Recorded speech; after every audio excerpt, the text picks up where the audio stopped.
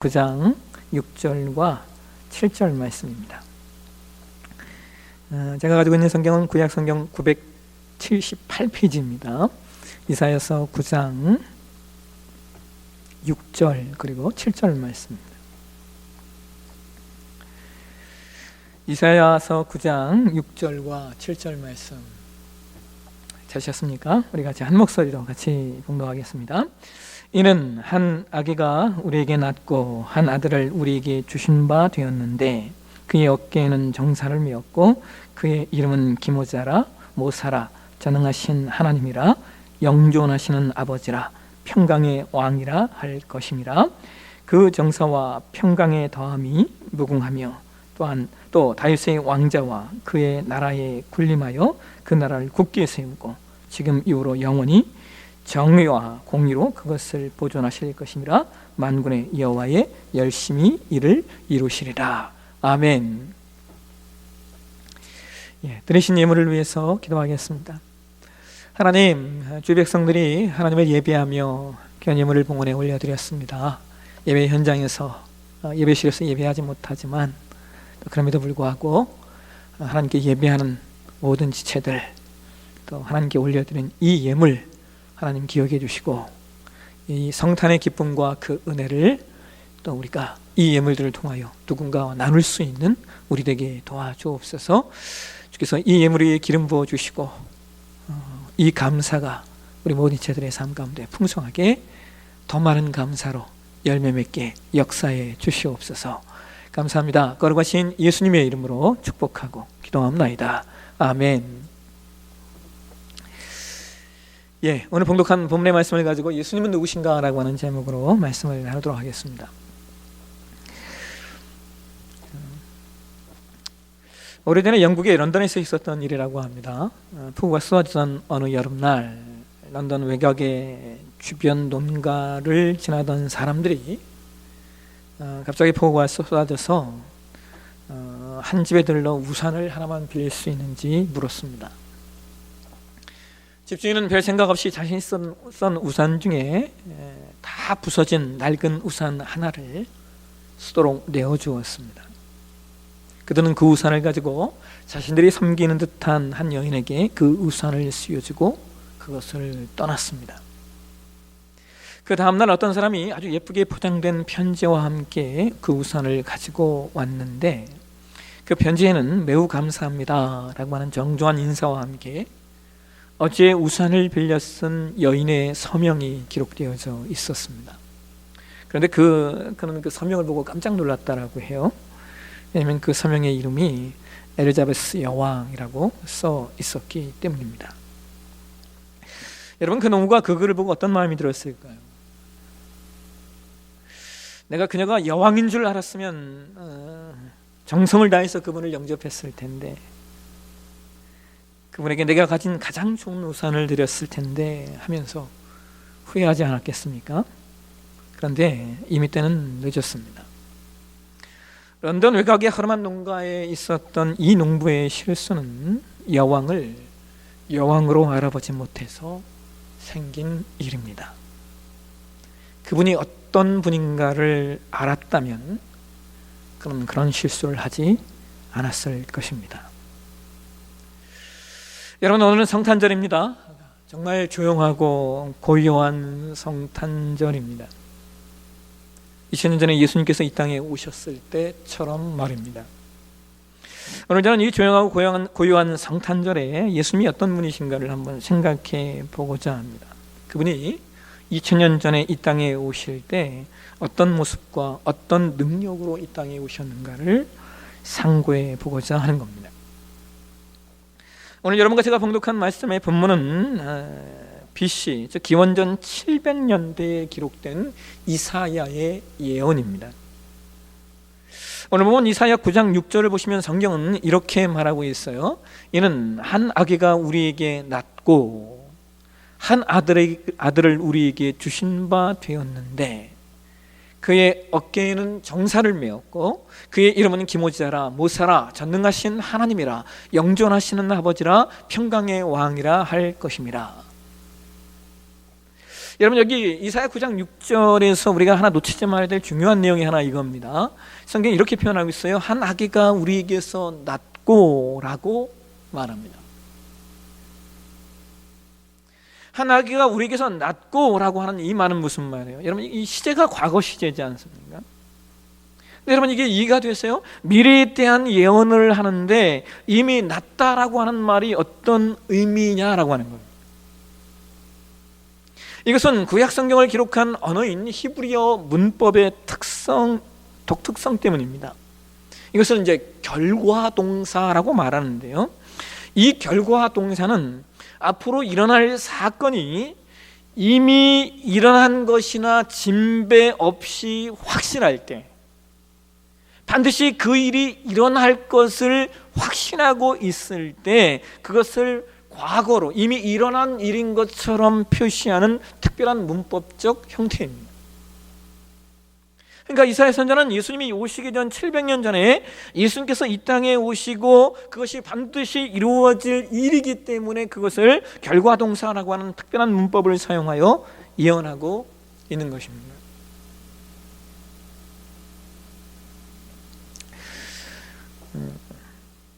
이탈리아의 한 작은 마을에는 아주 고전적인 분위기의 아름다운 교회당이 있다고 해요. 근데 이 교회 벽에는 옛날 그 가톨릭 교회들이 대부분 그래야 했지만 아주 교회의 성화라고 표현하죠. 그 그림을 이렇게 많이 그렸습니다.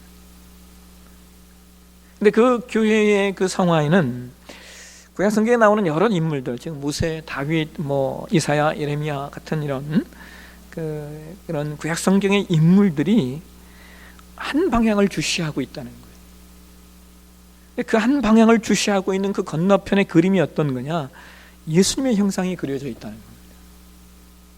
그러니까 이 한상의 그림이 뭘 말하는 거냐면 구약 성경에 있었던 모든 그 아주 유명한 인물들이 예수 그리스도의 출현을 바라보고 있었다라고 하는 것을 증언하는 그림입니다. 구약의 모든 하나님의 사람들이 바라보았던 이 예수 그리스도, 이사야는 그분을 이렇게 말씀하고 있어요. 그의 이름은 기모자라 모사라, 전능하신 하나님이라, 영존하시는 아버지라, 평강의 왕이라 라고 이름 붙이고 있습니다. 여러분, 참 이름도 많지 않습니까? 그런데 이것은 단순히 이름이라기보다는 그분이 어떤 분인가, 그분의 존재성을 알려주는 내용입니다. 그분이 어떤 분이신가, 그분의 존재성을 성경은 우리에게 5가지 내용을 통해 알려주고 계신데요. 먼저 기모자라라고 성경은 말하고 있어요. 여러분, 기묘자, 참 이 번역이 참 기묘하게 되었어요. 왜냐하면 우리가 이 기묘자라는 이 단어를 우리가 영어 성경 킹제임스 성경을 이렇게 보게 되죠. 뭐라고 번역을 했냐면 원더풀이라고 번역을 하고 있습니다. 그러니까 다시 말하면 이 아기의 이름은 놀랍다라고 하는 뜻이에요. 그렇습니다. 여러분, 이 아기는 참으로 놀라우신 분이에요. 왜냐하면 그분의 탄생 자체가 신비이고 놀라움이기 때문입니다. 성경은 이사야서 7장 14절로 예수님의 탄생을 이렇게 말씀하고 있죠. 보라, 처녀가 잉태하여 아들을 낳을 것이요 그의 이름을 임마누엘이라 하리라. 이사야는 700년 전에 처녀가 잉태하여 아들을 낳을 것을 말하고 있습니다. 그런데 여러분, 어떻게 처녀가 잉태하여 아들을 낳을 수 있겠습니까? 인류의 역사 가운데 남녀의 육체적인 관계없이 태어난 사람은 이 세상에 아무도 없습니다. 그렇다면 예수님은 도대체 어떻게 이렇게 탄생하신 것일까요? 이것을 성경은 마태복음 1장 18절에서 이렇게 이야기하고 있죠. 예수 그리스도의 나심은 이러하니라, 그 모친 마리아가 요셉과 정혼하고 동거하기 전에 성령으로 잉태된 것이 나타났더니. 예수님은 마리아와 요셉이 정혼하고 동거하기 전에 성령으로 말미암아 잉태되셨대요. 그러니까 이것은 성령의 기적이고 성령의 역사하심입니다. 그러므로 그분의 탄생은 인류의 탄생과는 근본적으로 차이가 있습니다. 그래서 이사야 선지자는 말하는 거예요. 그분의 탄생이 원더풀하다고 말해요. 그분의 탄생은 놀람 그 자체입니다. 두 번째, 오늘 본문은 예수님의 존재성을 모사라고 표현하고 있어요. 여러분, 이 모사라는 말, 우리의 한국 사람의 어감에는 별로 좋지 않잖아요. 근데 이 단어도 역시 킹제임스 버전에서 뭐라고 번역을 하고 있냐면 카운셀러라고 번역을 해요. 그러니까 상담가시다는 거예요. 여러분 요즘 우리나라도 상담이라는 내용이 많이 확대되고 있잖아요. 선진국 그 사회와 그 문화 속에서는 상담이 아주 자연스러운 내용입니다. 왜 그러냐면 참 신기한 게 뭐냐면요, 여러분 그 국민총생산이라고 하는 게 GNP라는 게 있잖아요. 이게 2만 불 시대가 되면요, 전 국민의 20% 이상이 우울증을 앓는다라고 학자들이 이야기를 합니다. 여러분 이게 이해가 되세요? GNP가 2만 불을 넘어가면 잘 사는 나라들 아닙니까? 근데 그 잘 사는 나라의 사람들이 국민의 20% 이상이 우울증을 앓는데요. 아니, 여러분 이게 이해가 되세요? 우리는 잘 살면 모든 게 다 해결될 것 같잖아요. 근데 그렇지가 않다라고 하는 것이죠. 그럼 왜 이런 일들이 사람 가운데 일어나고 있는가? 생태학자들이 이런 얘기를 해요. 인간의 삶의 질, 즉 웰빙 지수가 떨어졌기 때문이라는 거예요. 무슨 말입니까? GNP 지수, 그러니까 즉 사람들이 잘 살게 되고 잘 살게 되면 될수록 웰빙 지수가 떨어진다는 거예요. 삶의 질이 떨어진다는 거예요. 여러분 이게 이해가 되십니까? 그러니까 인간은 단순히 경제, 즉 잘 먹고 잘 사는 것으로만 행복감을 느끼는 존재가 아니라는 겁니다. 그런데 더더군다나 오늘날 현대 상담학의 가장 커다란 문제점이 뭐냐면 상담가들은 많아졌는데 내담자들은 상담을 받아도 별 효과를 보지 못한다라고 하는 거예요. 그래서 상담학은 발전했지만 상담학의 고민은 더 깊어져 가고만 있습니다. 근데 여러분 왜 이런 일이 일어나냐? 상담학이 가장 강구하는 것 중에 하나가 인간은 단순히 육체적인 동물이 아니라는 것이죠. 인간의 사고는 사람들이 상상할 수 없는 수준과 수치인데 그것이 바로 인간이 영혼을 가진 영적인 존재이기 때문에 영혼의 문제를 간과해서는 상담이 되지 않는다라고 하는 겁니다.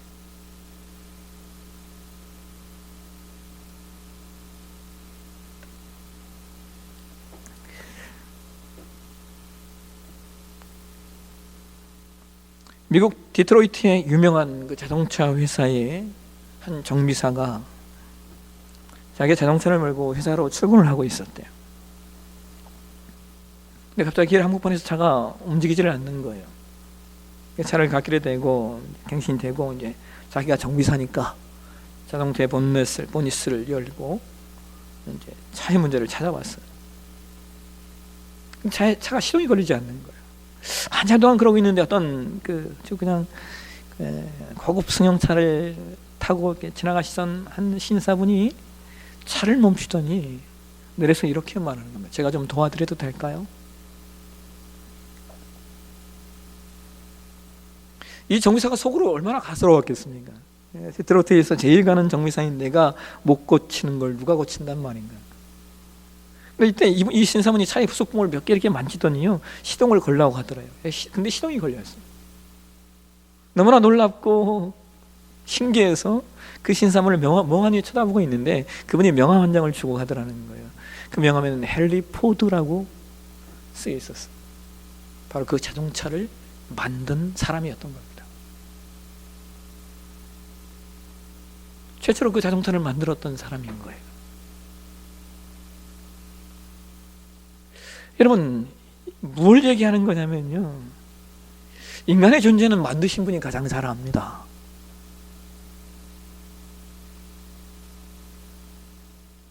세상에 어떤 물건도 최초로 그 물건을 만든 사람이 가장 잘 알겠죠. 마찬가지예요.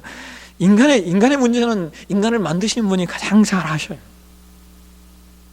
예수님은 우리를 만드신 분이에요. 그리고 그분이 우리에게 말하고 계셔요. 그분은 상담가로 이 땅에 오셨다라고.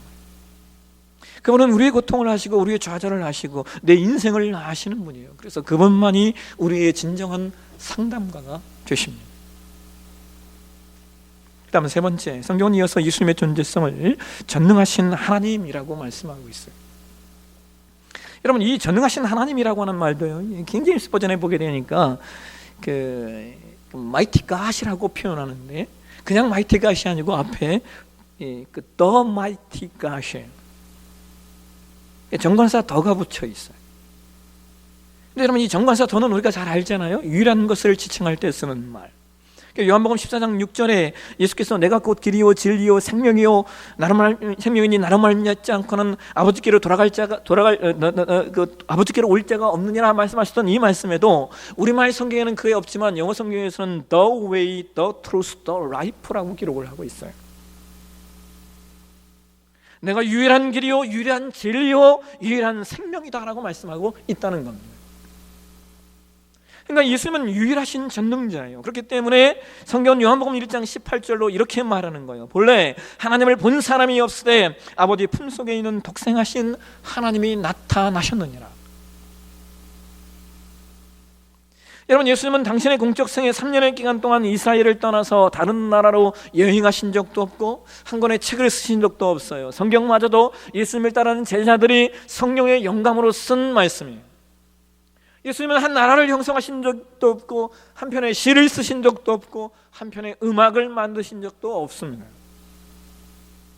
그러나 세상의 수많은 국가들이 그분에게서 결정적인 영향을 받았고, 여러분, 전 세계 도서관의 책들의 절반이 직간접적으로 그분과 연관되어 있는 내용이고, 전 세계의 수많은 위대한 시들이 그분 앞에 바쳐졌고, 전 세계의 수많은 위대한 음악들이 그분을 위하여 작곡된 곡입니다.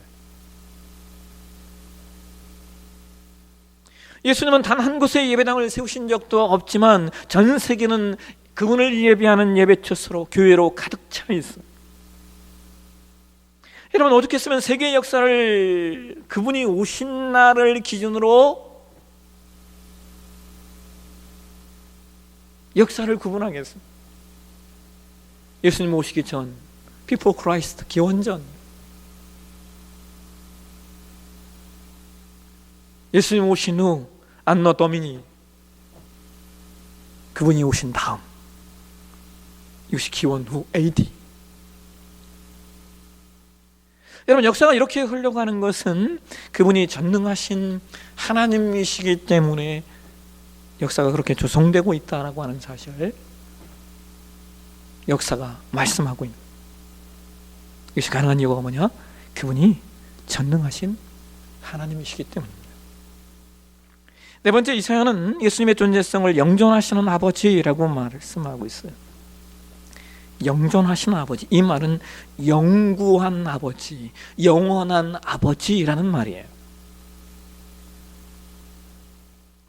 여러분, 세상에 영구한 아버지, 영원한 아버지가 어디 있습니까? 우리 육신의 아버지는 영원하실 수가 없죠. 왜냐하면 영구히 함께 계실 수 있는 존재도 아니고, 동시에 우리 육신의 아버지는 연약한 존재이기 때문에.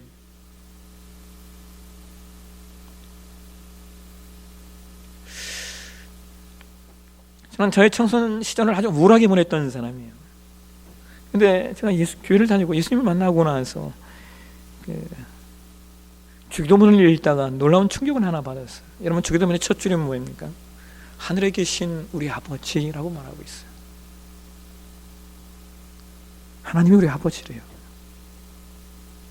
하나님이 나의 아버지시라는 거예요. 그분이 멀리 계신 분이 아니라, 하늘에 계신 분이 아니라, 단순히 하늘에만 계신 분이 아니라 하늘에 계시지만 그분이 오늘 나의 아버지가 되신다.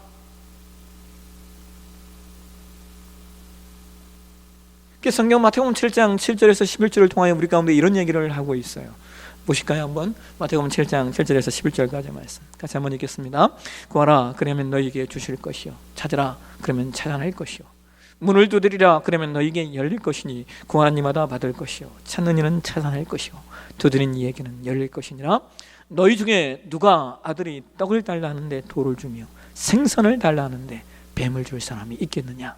너희가 악한 자라도 좋은 것으로 자식에게 줄 줄 알거든 하물며 하늘에 계신 너희 아버지께서 구하는 자에게 좋은 것으로 주시지 않겠느냐?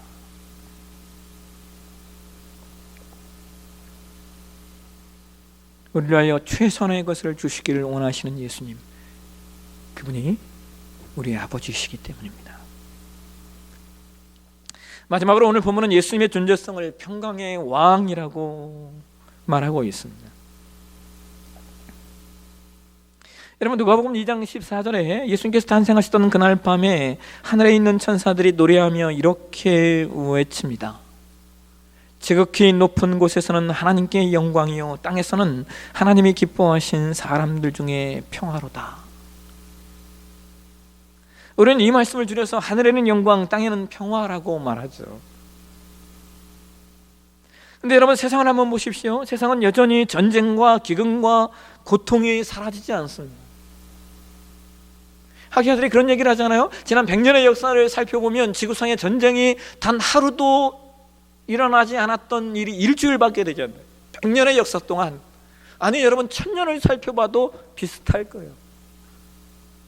지구의 역사상 전쟁이 없었던 날이 많지 않다는 거예요. 매일같이 어딘가에선 전쟁과 테러와 죽음의 일들이 있었다라고 하는 거예요.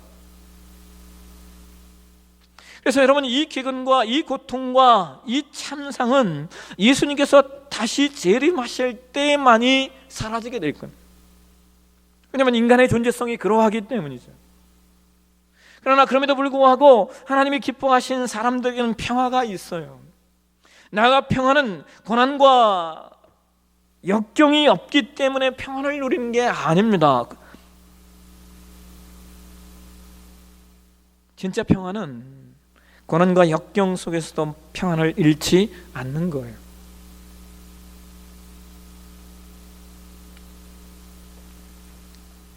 이제 우리가 유튜브나 어떤 매체들을 통해 여러분들 많이 보셨겠지만 그 역사적 사건 안에 아주 놀랍고도 정말 재밌는 사건이 하나 있었죠. 1914년 1차 대전 당시에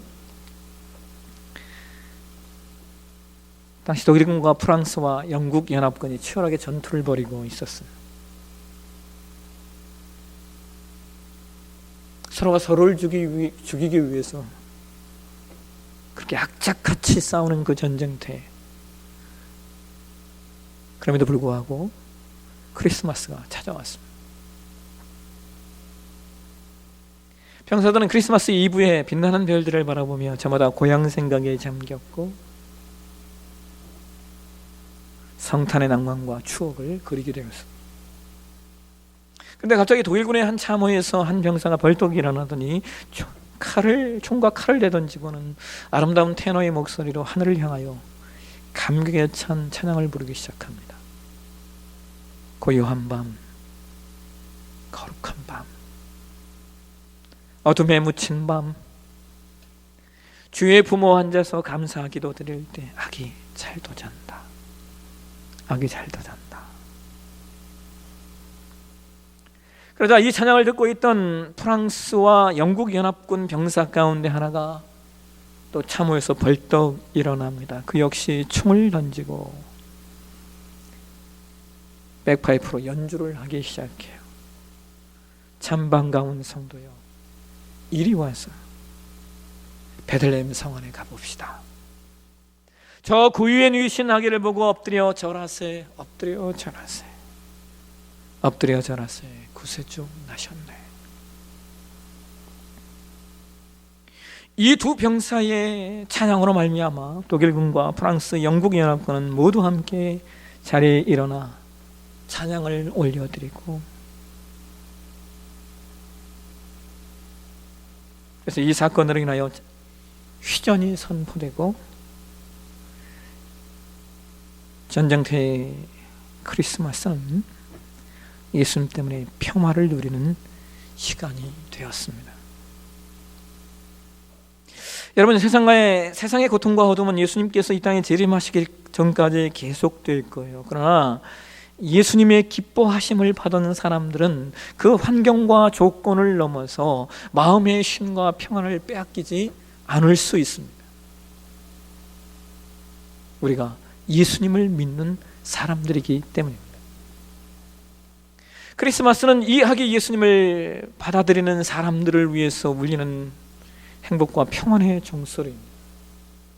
그 놀라운 이름 기모자, 모사, 전능하신 하나님, 영존하시는 아버지, 평강의 왕, 그분이 우리와 함께 하시고 또 우리가 그분을 믿는다면 우리는 이 땅을 승리하며 살게 될 것입니다. 말씀을 맺겠습니다. 이사야 26장 3절에 성경이 이렇게 말씀하고 있어요. 우리 말씀 한번 보실까요? 우리 같이 한번 읽도록 하겠습니다. 주께서 심지가 견고한 자를 평강하고 평강하도록 지키시니 이는 그가 주를 신뢰함이니이다. 오늘 성탄절을 맞이하여 그의 이름에 합당한 영광을 돌리는 저와 여러분에게 하늘의 평강이 풍성하시길 주의 이름으로 축원합니다. 기도하겠습니다. 하나님 감사합니다. 성탄의 아침에 예수님이 어떤 분이신가를 우리가 다시 말씀을 통하여 상고하게 하시니 감사합니다. 기모자이신 예수님, 놀라우신 예수님, 모사이신 예수님, 우리의 상담가이신 예수님, 전능하신 하나님이신 예수님, 영존하신 우리 아버지가 되시는 예수님, 그리고 평강의 왕이신 그 예수님, 그 예수님을 견고히 믿는 우리가 되어져서 주님을 신뢰하는 자들에게 허락하시는 하늘의 평강이 우리 모든 지체들의 마음 가운데, 영혼 가운데 임재하는 놀라운 역사 있도록 주여 은혜 베풀어 주옵소서. 거룩하신 예수님의 이름으로 기도하옵나이다. 아멘. 우리 다 함께 자리에 일어나셔서 우리 찬송가 123장 함께 찬양하시겠습니다.